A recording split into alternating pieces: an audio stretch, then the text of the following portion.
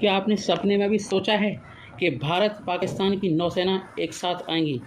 चलो बताते हैं ये मुद्दा क्या है। इस वीडियो लेक्चर में आपको बताने वाला हूँ, ईरान एक नया गठबंधन बनाने वाला है। ये गठबंधन होगा केवल और केवल नौसेनाओं का, इसमें अलग अलग देश शामिल होंगे।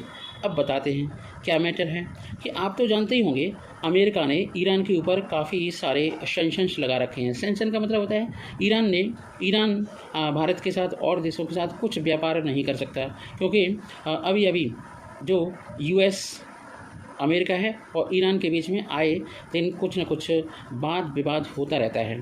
बस मुद्दा केवल और केवल ईरान के संसाधनों पर अमेरिका के द्वारा जो अधिकार जताए जाते हैं, इसकी वजह से उत्पन्न होता है। तो चलते हैं, ईरान और यूएस की दुश्मनी की वजह से क्या पाकिस्तान और भारत की नौसेना आएंगी एक साथ? चलिए इस वीडियो लेक्चर में यही डिस्कस करते हैं। ईरान ने अपने एक ऐलान में कहा और उसके बाद हलचल मच गई। हुआ क्या? ईरान का कहना है कि वह खाड़ी में नया गठबंधन बनाने वाला है। इसके तहत वह खाड़ी के देशों के साथ भारत और पाकिस्तान की नौसेनाओं को भी शामिल करना चाहता है। संयुक्त अरब अमीरात यूएई ने अमेरिकी नौसेना के नेतृत्व वाले टास्क फोर्स में शामिल होने से इनकार कर दिया। दूसरी, अगर हम ये ऐसे देखें कि यूएई इस बात से भी भड़का हुआ है कि ईरान ने कुछ दिनों पहले ही उसका टैंकर जब्त कर लिया था और अमेरिका ने इस पर कोई कार्रवाई नहीं की। मालूम हो कि इस गठबंधन में शामिल खाड़ी में जहाज़ों की सुरक्षा करते हैं यूएस का 38 देशों का एक ये टास्क फोर्स बहरीन स्थित नेवल बेस से ऑपरेट करता है।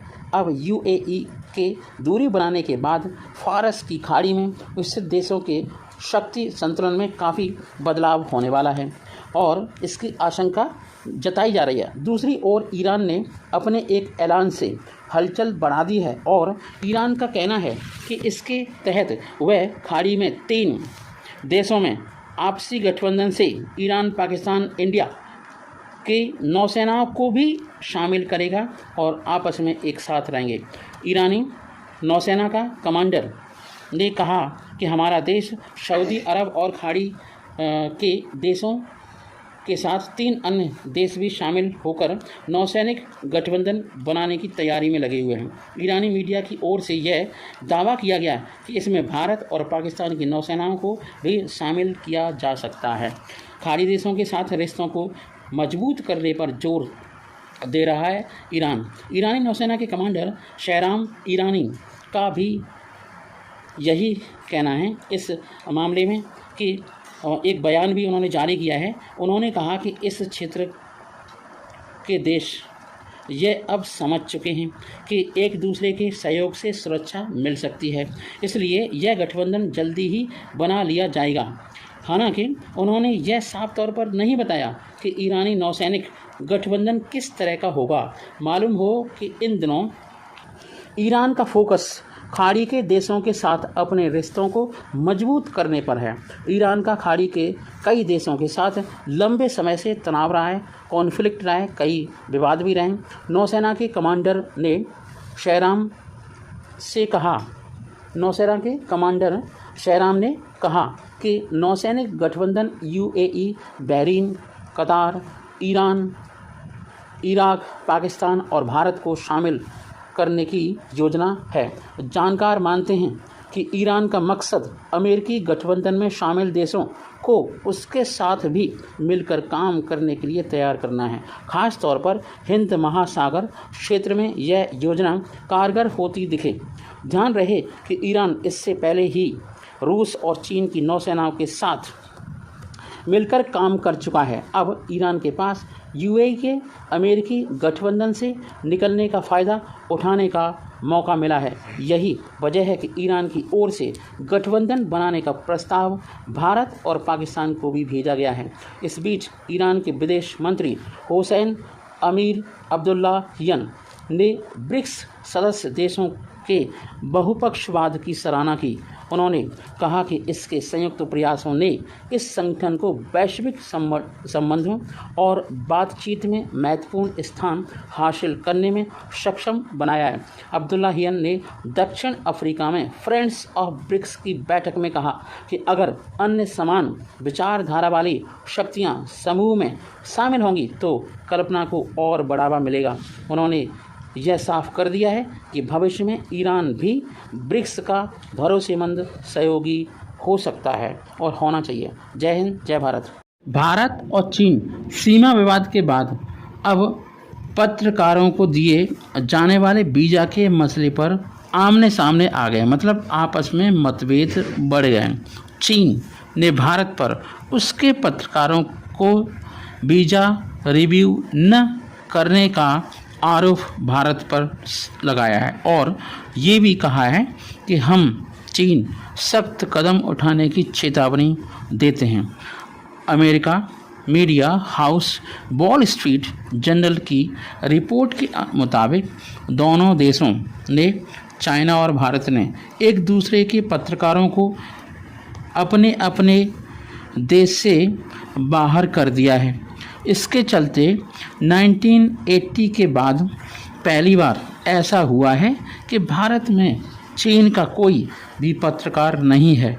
रिपोर्ट के मुताबिक भारत ने चीन की स्टेट न्यूज एजेंसी शिन्हुआ और ब्रॉडकास्टर सीसीटीवी को 2 पत्रकारों का वीज़ा रिव्यू करने से इनकार कर दिया। बुधवार को चीन के विदेश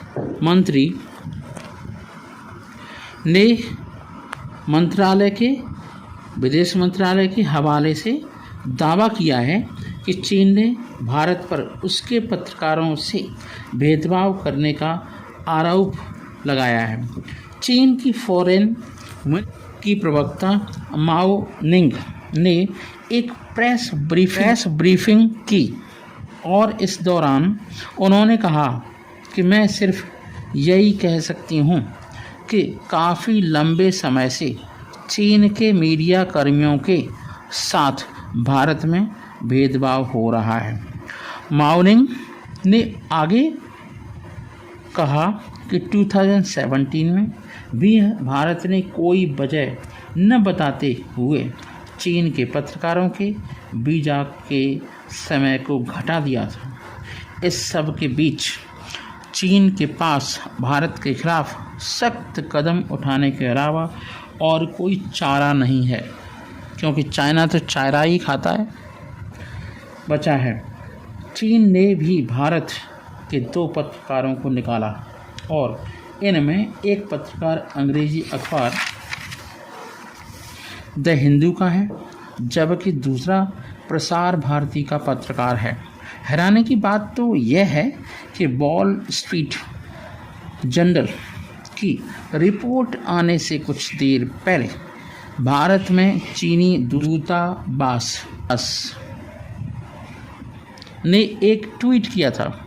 इसमें बताया गया था कि उन्होंने इस साल लगभग 60,000 भारतीयों को बिजनेस, पढ़ाई, घूमने और रिश्तेदारों से मिलने के लिए वीज़ा इशू किए हैं। चीन ने वीज़ा के पूरे विवाद पर भारत को जिम्मेदार ठहराया।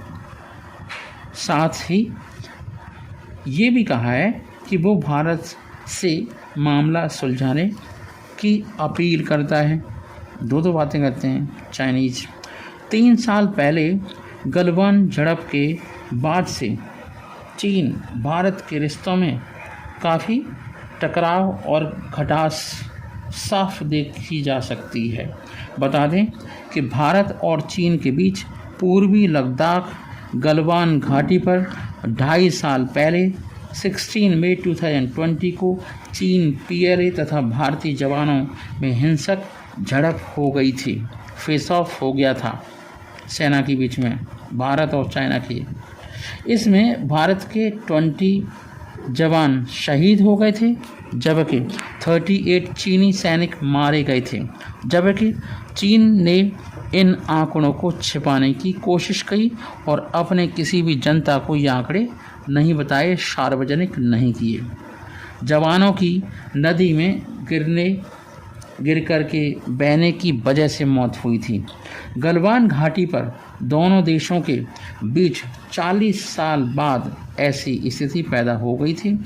गलवान पर झड़प के पीछे की वजह थी कि गलवान नदी के एक सिरे पर भारतीय सैनिकों ने अस्थायी पुल बनाने का फैसला लिया था और चीन ने इस क्षेत्र में अवैध रूप से बुनियादी ढांचे का निर्माण शुरू कर दिया था। साथ ही इस क्षेत्र में अपने सैनिकों की संख्या भी बढ़ा रहा था। तो इसे प्रतिरोध करने के लिए भारत ने ये एक्शन लिया था। जय हिंद, जय Bharat. External affair minister doctor S Jaishankar ने कहा, आतंकवाद दुनिया के लिए खतरा है, इसे जड़ से उखाड़ फेंकना है। साउथ अफ्रीका में ब्रिक्स के विदेश मंत्रियों की बैठक हुई, तो अब उसमें क्या क्या मुद्दे निकल के आए, इस वीडियो में हम आपको यही बताने वाले हैं। साउथ अफ्रीका में ब्रिक्स की बैठक में भारत का पक्ष रखते हुए doctor S Jaishankar, external affair of India, को आप सुन सकते हैं, देख सकते हैं। साउथ अफ्रीका में ब्रिक्स, इसकी फुल फॉर्म है ब्राज़ील, रूस, इंडिया, चाइना और साउथ अफ्रीका देशों के विदेश मंत्रियों की बैठक हुई। इस दौरान विदेश मंत्री एस जयशंकर ने पाकिस्तान का नाम लिए बिना आतंकवाद का मुद्दा उठाया। विदेश मंत्री डॉक्टर एस जयशंकर ने आतंकवाद दुनिया की शांति के लिए, सुरक्षा के लिए बहुत बड़ा खतरा बना हुआ है, ये उनके विचार थे। इंटरनेशनल कम्युनिटी को यही उन्हें सबसे इम्पोर्टेंट बात बतानी थी। इसकी फंडिंग, मनी प्रोवाइडिंग और प्रचार के सख्त खिलाफ कदम उठाए जाने चाहिए। जैसा कि आप जानते हैं, टर्की इसका प्रचार करता रहता है। जयशंकर ने यह भी कहा कि आतंकवाद के सभी रूपों को डटकर मुकाबला किया जाना चाहिए, इसे जड़ से उखाड़ना काफ़ी आवश्यक है। अगर ये समय रहते हुए पूरा नहीं किया गया तो बाकी के और देश जो आतंकवाद का सामना कर रहे हैं उनके सामने काफ़ी सारी समस्याएं खड़ी हो जाएंगी। भारत ने UNSC, United Nations security council में बदलावों की काफ़ी मांग की और इसके लिए जोर दिया। ब्रिक्स देशों की बैठक में भारत ने संयुक्त राष्ट्र संघ की सुरक्षा परिषद में बदलाव की मांग उठाई।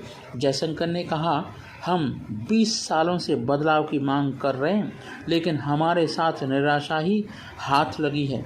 इसलिए ब्रिक्स देशों के लिए ऐसे मामले में एकजुटता, यूनिटी दिखाना काफ़ी आवश्यक है। दरअसल भारत को UNSC का परमानेंट मेंबर बनाने में चीन सबसे बड़ा रोड़ा बना हुआ है, दुश्मन की तरह काम करता है, जो ब्रिक्स देशों का सदस्य भी नहीं है और वो परमानेंट सदस्य भी है। अभी तक UNSC में भारत की परमानेंट मेंबरशिप के लिए चीन ने हमेशा से विरोध किया है, वीटो किया है। चीन अपना स्टैंड को पीछे हटने को तैयार भी नहीं है। अगर चाइना अपना स्टैंड नहीं बदलता तो फ्रांस, अमेरिका, ब्रिटेन, रूस के समर्थन के बाद भी भारत UNSC में परमानेंट मेंबर नहीं बन सका है। पश्चिमी देशों के दबदबे के खिलाफ जो उनका इफेक्ट है, हेजीमोनी बहुत खतरनाक है पश्चिमी देशों की, उनके खिलाफ आवाज़ उठनी शुरू हो गई है। ब्रिक्स देशों की बैठक में दुनिया में पश्चिमी देशों के दबदबे के खिलाफ चर्चा की गई और उनके दबदबे से दूर एक नया ग्लोबल ऑर्डर कायम करने की बात भी की गई। बैठक में भारत के विदेश मंत्री ने कहा कि अब दुनिया बदल रही है, पुराने तरीकों से नई समस्याओं का समाधान बिल्कुल भी नहीं निकाले जा सकते। वहीं ब्राज़ील के विदेश मंत्री माउरे वियरा ने कहा कि ब्रिक्स दुनिया को मल्टीपोलर यानी बहुध्रुवी बनाने की अहम भूमिका निभा रहा है, कंट्रीब्यूट कर रहा है। बैठक में चाइना के उप विदेश मंत्री और रूस के विदेश मंत्री सर्गेई लावरोव भी शामिल हुए। लावरोव ने कहा कि सऊदी समेत दर्जनों देश ब्रिक्स संगठन में शामिल होना चाहते हैं। ब्रिक्स संगठन के कुछ बिंदु मैं आपके साथ साझा करना चाहता हूं। दुनिया में विकासशील और गरीब देशों के पक्ष को रखने के लिए एक संगठन की ज़रूरत थी, जिसके चलते ब्रिक्स संगठन बनाया गया। हम आपको ब्रिक्स के बारे में कुछ डिटेल बातें, इम्पोर्टेंट बातें बताने जा रहे हैं इस वीडियो के माध्यम से। और ये हमारे विचार नहीं हैं, ये कुछ संकलन हैं जो हमने न्यूज़ पेपर की कटिंग्स और उनसे आपको बताए हैं। ब्रिक्स 5 देशों ब्राज़ील, रूस, भारत, चीन और दक्षिण अफ्रीका ग्रुप है। इन 5 देशों का दुनिया की आबादी में 42% कंट्रीब्यूशन है, जीडीपी में 27% कंट्रीब्यूशन है, ग्लोबल ट्रेड में 18% कंट्रीब्यूशन है। Financial services company Goldman socks ने 2001 में ब्रिक्स शब्द को ईजाद किया था या उसकी थ्योरी दी थी। इसका इस्तेमाल 21 सदी में दुनिया की 5 प्रमुख अर्थव्यवस्थाओं वाले संभावित देशों के लिए किया गया। 2011 में दक्षिण अफ्रीका से जुड़ने के साथ ब्रिक्स ग्रुप कंप्लीट हो चुका था। ब्रिक्स की चर्चाएं 2006 से जारी हैं। अपने सम्मेलनों मीटिंग्स में ब्रिक्स देश मिलकर दुनिया में ऐसा साफ सुथरा माहौल बनाने पर चर्चा करते हैं जो इन देशों के हितों के लिए बहुत ज़्यादा ज़रूरी है। शुरुआती दशक में ब्रिक्स ने साइंस एंड टेक्नोलॉजी, ट्रेड का प्रमोशन, एनर्जी, हेल्थ, एजुकेशन और इनोवेशन जैसे सेक्टर में सहयोग बढ़ाने पर फोकस किया था, बल दिया था और उसकी चर्चा की थी। आज 30 से ज़्यादा क्षेत्रों में एक दूसरे को सहयोग कर रहे हैं। भारत 2012 और 2016 में ब्रिक्स सम्मेलन की मेज़बानी भी कर चुका है। 2017 में चीन ने, 2018 में दक्षिण अफ्रीका और 2019 में ब्राज़ील ने मेज़बानी की थी, मतलब ब्रिक्स की मीटिंग्स ऑर्गेनाइज की थी। इस साल रूस कर रहा है। 2021 में भारत फिर से मेज़बानी कर चुका है और ब्रिक्स का हेड ऑफिस शंघाई में है। इसके 2 financial organization, New Development Bank या ब्रिक्स डेवलपमेंट बैंक और कंटीजेंट रिजर्व अरेंजमेंट हैं भी हैं। ये 2014 में बनाए गए थे। 2015 से ये काम करना इन्होंने शुरू कर दिया। आपको बता दें कि ब्रिक्स काफ़ी प्रभावशाली होने वाला है इस एरिया में। तो बाकी की जो भी जानकारी होगी मैं आपको जल्दी से साझा करूँगा। Thank you so much. Have a nice day.